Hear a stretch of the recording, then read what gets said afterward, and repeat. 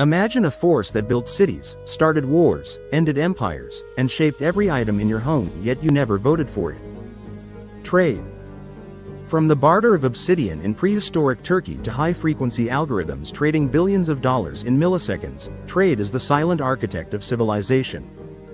But now, for the first time in 10,000 years, this invisible empire is on the verge of collapse. This is not a story about economics. It's a story about power, trust, survival, and the future of the global order. What happens when the very system that made us interdependent begins to fracture? Welcome to another episode by Think Tank. Today, we deep dive into the world of global trade, how it all started, and where it's heading. Let's go back in time. Not a few hundred years. All the way back to 9000 BCE. That's right. Chapter 1. Barter before borders. 9000 BCE 3000 BCE, trade began not with coins, but with trust. In 9000 BCE, Çatalhöyük, one of the world's oldest cities, bartered obsidian over 500 kilometers away. Why? Because they understood early on that survival wasn't just about self-sufficiency.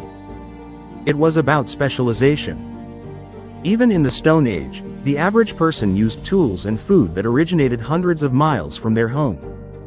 The so-called primitive societies had sophisticated systems of trade that ran on reputation and reciprocity. The Kula Ring in Papua New Guinea is a stunning example. Tribes journeyed thousands of miles by canoe to exchange shell necklaces and armbands, not for economic gain, but to build alliances and status. It was a social currency in a world without borders. Mind-blowing fact. In the Neolithic era, over 80% of tools found in some regions came from distant volcanic sources, showing vast networks before any written language. Food for thought. If the most ancient humans risked everything to trade, what does that say about our very nature? Are we wired for interdependence? Chapter 2. The Silk Road and Ancient Superhighways, 130 BCE 1400 CE. In 130 BCE, China opened a corridor that would change history, the Silk Road. Stretching over 6,000 kilometers, it wasn't a single road, but a network of trade routes connecting East Asia to the Mediterranean.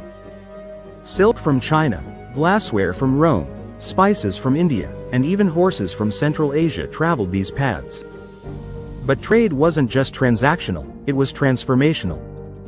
Alongside goods moved ideas, religions, and pandemics. Buddhism spread from India to China and Japan. The technology of papermaking moved westward. And in the shadows, the Black Death hitchhiked its way into Europe. Meanwhile in Africa, the trans-Saharan routes created trading empires. Mansa Musa of Mali, the richest man in history, distributed so much gold on his pilgrimage to Mecca that it caused inflation in Cairo for over a decade. Mind-blowing fact. Roman women were buried in silk dresses made in China centuries before Europe had any idea how silk was produced. Food for thought. If ancient cities rose not from conquest but from connection, should we rethink what power truly means? Chapter 3. Trade in the Age of Empires, 27 BCE 1500 CE, empires didn't just conquer for land. They conquered for control of trade routes. The Roman Empire built over 400,000 kilometers of roads primarily to move goods quickly. Their military was a glorified trade escort service. In South America, the Incas built over 25,000 miles of roads across mountains. Messages and supplies were delivered by relay runners who could cover 150 miles a day. Trade was the lifeblood, even without a written language or the wheel. During the Islamic Golden Age, 8th to 13th century, trade became more than movement of goods. It inspired legal innovations, the birth of credit, banking, and business contracts. Baghdad became a global hub, intellectually and commercially. Mind-blowing fact. The Islamic world had a functioning letter of credit system, SAKK, centuries before Western banks. Food for thought. If trade led to scientific flourishing and cultural exchange, what did we lose when we let banks replace bazaars? Chapter 4. When trade became exploitation, this is the age of exploration. The age of exploration was not about discovering new lands, it was about creating extractive pipelines. Colonialism weaponized trade. The Portuguese set up forts along the African coast, the Spanish mined silver in Potosi, and the British turned India into a raw material farm. The Columbian Exchange reshaped agriculture and economies, but also wiped out 90% of the indigenous population of the Americas through disease. Sugar, cotton, and tobacco demanded massive labor, fueling the transatlantic slave trade. Europe didn't just dominate markets, it monopolized them. Entire economies were restructured to serve European needs, often at the cost of local self-sufficiency. Mind-blowing fact. The British East India Company had a private army of over 260,000 soldiers, more than the British government itself. Food for thought. Can a global system born in exploitation ever be truly fair? Chapter 5. The Industrial Trade Machine, 1800 to 1914 CE. Industrialization turned the world into a production engine. Steamships, railways, and telegraphs allowed goods and capital to flow faster than ever. But it also created monopolies and economic imbalances. Britain forced India to export raw cotton, and then sold back finished cloth at a premium, destroying India's textile industry. In the Congo, rubber was extracted under horrific conditions. In China, resistance to British opium led to the Opium Wars, fought to protect drug profits. The factory system required global supply chains. Trade became imperialism with an assembly line. Mind-blowing fact. By 1900, 80% of global trade was controlled by just 5 empires. Food for thought.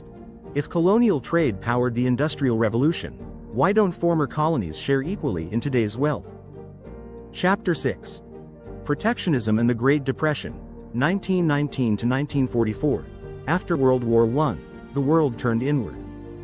Countries raised tariffs to protect domestic jobs. But in doing so, they strangled the very system that sustained them. The Smoot-Hawley Tariff Act of 1930 raised U.S. import taxes on over 20,000 goods. Other countries retaliated. Global trade collapsed by 66% in 4 years. Factories shut down. Banks failed. Authoritarianism rose. Trade wasn't just economic, it was existential. Its collapse contributed directly to the rise of fascism in Germany and Japan. Mind-blowing fact. In 1932, world trade volumes were lower than during World War I, even though there was no shooting. Food for thought. What if the next economic collapse doesn't begin with a stock crash, but with a customs form? Chapter 7. Bretton Woods and the Global Deal, 1944 to 1971. The world needed a reset. In 1944, 730 delegates from 44 countries gathered in a small hotel in Bretton Woods, New Hampshire. They had one goal: prevent another Great Depression and another World War by reimagining the global economy. Out of that summit emerged the IMF, the World Bank, and eventually, the seeds of the World Trade Organization. The idea was simple: create a rules-based system for international trade that prioritized stability, predictability, and peace. Currencies were pegged to the US dollar, which was convertible into gold. This anchoring gave nations confidence. Trade expanded, especially as post-war reconstruction began. But something crucial was missing: a robust institution to govern trade itself. So in 1947, the General Agreement on Tariffs and Trade, GATT, was formed, a provisional deal that would guide trade negotiations for decades. GATT wasn't a formal organization, but a series of agreements aimed at reducing tariffs and promoting multilateral trade. Mind-blowing fact. The US held over 2/3 of the world's gold reserves in 1944. Today? Less than 5%. Food for thought. If trust built the post-war system, what happens when that trust is gone? Chapter 8. Globalization goes full throttle, 1980 to 2008. The 1980s brought neoliberalism, free markets, and deregulation. Trade barriers fell. China opened. The Soviet Union collapsed. Supply chains spread across the globe. Consumers in New York could buy mangoes from India, shoes from Vietnam, and electronics from Korea, all cheaper than ever. But the benefits weren't shared equally. Deindustrialization gutted middle classes in the West. In 1995, the World Trade Organization, WTO, was officially born, building on GATT's framework but adding enforceable rules, dispute resolution mechanisms, and a global secretariat. The WTO became the referee of global trade, with 164 member countries by 2025. The WTO helped resolve over 600 disputes and brought emerging economies like China and India into the fold. But its power depended on consensus, and that made it vulnerable to paralysis. Meanwhile, financial capital became borderless. Billionaires emerged. Governments competed not on wages, but on who could tax the rich least. Mind-blowing fact. In 1990, 24% of U.S. manufacturing jobs were in cities like Detroit. By 2020, it was less than 5%. Here's another mind-blowing fact.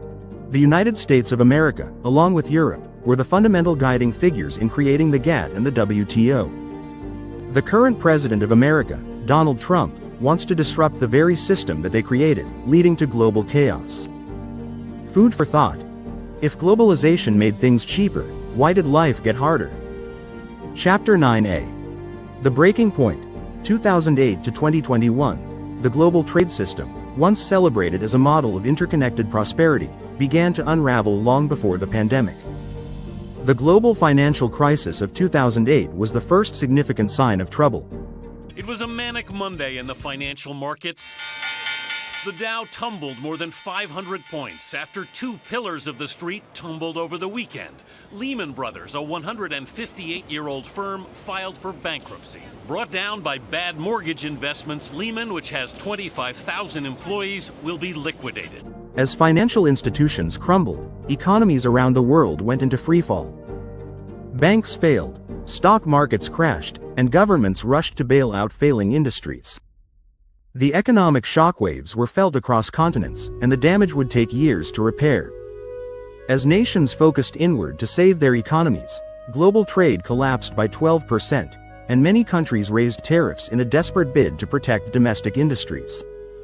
The ripple effect was devastating. Protectionism had made a return. As we moved through the 2010s, cracks continued to form. By the mid-2010s, the world saw the rise of populist leaders and their disruptive trade policies.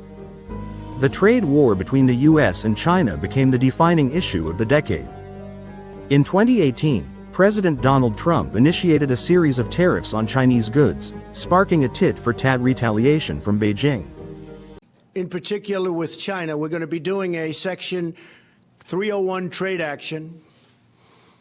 It could be about $60 billion. And I've asked them to reduce the trade deficit immediately by $100 billion. What started as a battle over intellectual property and trade imbalances quickly escalated into a broader ideological and economic confrontation. Trade relations between the US and China hit new lows in the following years, with tariffs on hundreds of billions of dollars in goods. For many industries, this trade war upended global supply chains, especially in the tech and manufacturing sectors. Yet, it wasn't just about these two global giants. Countries across the world began to see trade as a zero-sum game. The uncertainty surrounding international commerce made it more difficult for businesses to plan long-term strategies.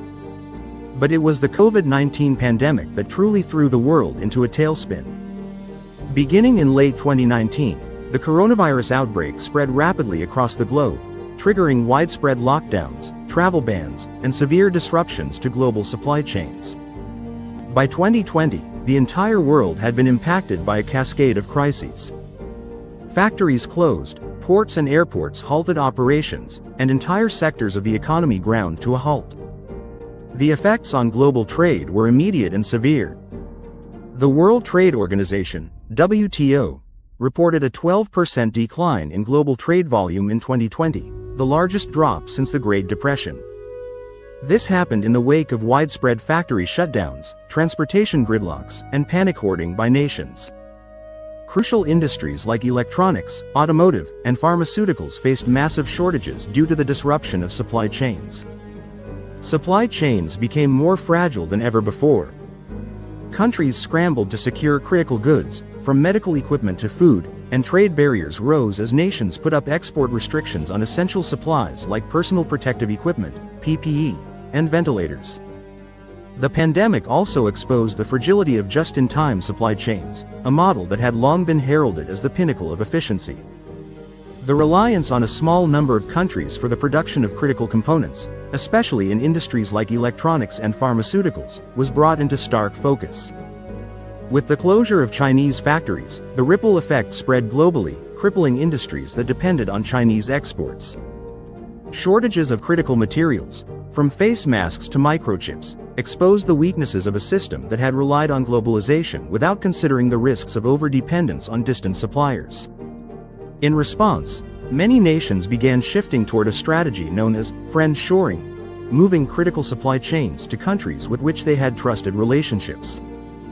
This trend was particularly evident in the tech industry, with U.S. companies shifting their production of semiconductors away from China to countries like Taiwan, South Korea, and Vietnam. However, this new strategy has only further fragmented the global trading system. At the same time, nations started hoarding essential resources. Rare earth minerals, necessary for manufacturing everything from smartphones to electric vehicles, became highly coveted. Countries began hoarding goods, resulting in trade disputes over medical supplies, agricultural products, and even vaccines. The idea of globalization was called into question as nations turned inward, seeking to safeguard their own citizens first. In 2021, as the vaccine rollout began, global trade showed signs of recovery, but the damage had been done. The pandemic had changed the global landscape, and the world trade system was more fragmented than ever before.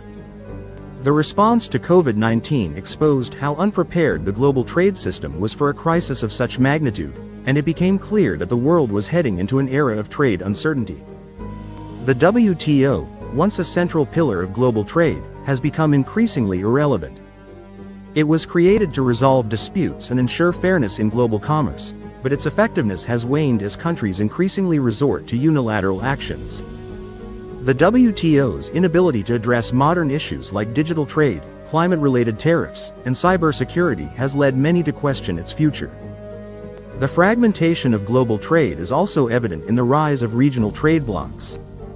In 2021, the Regional Comprehensive Economic Partnership, RCEP, was signed, forming the world's largest free trade area encompassing 15 countries in Asia. Meanwhile, the European Union continued to tighten its internal market, with Brexit adding further strain on global trade relations. Chapter 10. The New Global Trade Order, 2022 to 2025 and beyond. While the global trade system was already under strain before the pandemic, the years following COVID-19 would see further erosion of international commerce and cooperation. As nations adapted to the post-pandemic reality, trade became increasingly contentious. The scars left by the pandemic would linger, and the system would never fully recover to its pre-crisis state. By 2022, as the world emerged from the grip of the virus, the geopolitical landscape had shifted drastically. The US-China trade war, which had already been a defining feature of global relations, was now compounded by new trade disruptions. In 2022, President Biden's administration continued to impose tariffs on Chinese goods while also confronting new challenges in Europe and Asia. Meanwhile, China responded with its own countermeasures, including tariffs on American agricultural exports and technological products. The rise of friend-shoring, a new approach to global supply chains, became a defining feature of the post-pandemic trade environment. Countries that had relied on China for manufacturing now sought to diversify their sources, moving production to countries with more stable political environments and strategic trade alliances. This shift created a new, fragmented global trade order, where nations formed more localized trade partnerships, often centered around shared interests in technology, security, and energy. Other geopolitical events exacerbated the fragmentation of trade. The impact of the 2022 Russian invasion of Ukraine also reverberated across the global economy. The conflict disrupted energy markets, leading to skyrocketing prices for oil and natural gas. The European Union, heavily reliant on Russian energy, faced an existential crisis. Energy tariffs became a new battleground, with countries seeking to diversify away from Russian resources. The rise in energy costs sent inflation spiraling, exacerbating the already strained economic situation in many parts of the world. One of the most pivotal events of the post-pandemic era came in 2023, when China imposed severe restrictions on the export of rare earth minerals, crucial for the production of everything from smartphones to electric vehicles. The global technology sector was hit hard by these restrictions, and countries like the US and India scrambled to secure alternative sources of these critical resources. As the world entered a new, resource race, the fight for control over rare earth elements became the focal point of the next great trade struggle. The WTO, once the cornerstone of multilateral trade agreements, is no longer able to keep up with the changing dynamics of global commerce. In 2025, the global trading system has become deeply fragmented, with countries increasingly resorting to protectionist measures. Donald Trump in his inaugural address pledged to implement tariffs on foreign countries to benefit American citizens, introducing the concept of an external revenue service to collect these tariffs.